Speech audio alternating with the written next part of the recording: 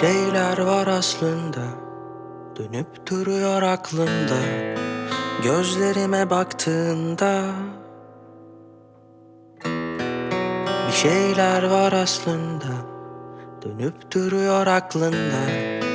Gözlerine baktığımda acıtmıyor.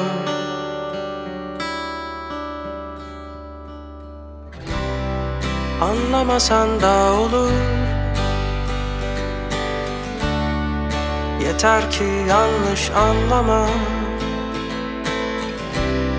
Belki zaman durur.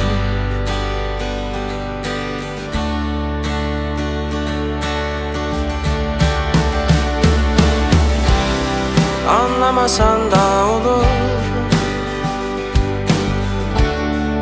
yeter ki yanlış anlama.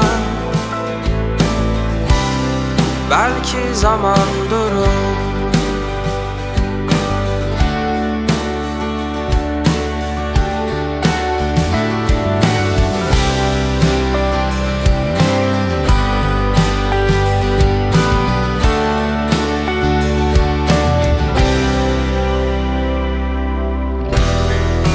Konuşmak anlamsız, susmak da faydasız. Kavuşmak imkansız, özlemek zamansız.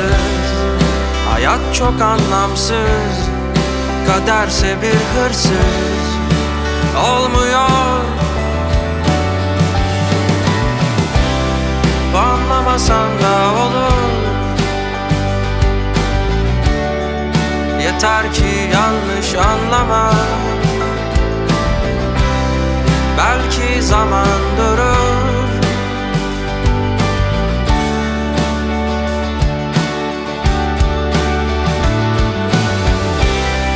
Anlamasan da olur, yeter ki yanlış anlama.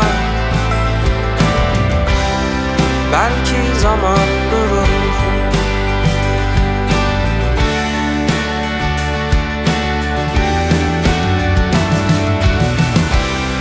Başka bir hayatta deneriz bir daha. Değmez mi yaşamaya?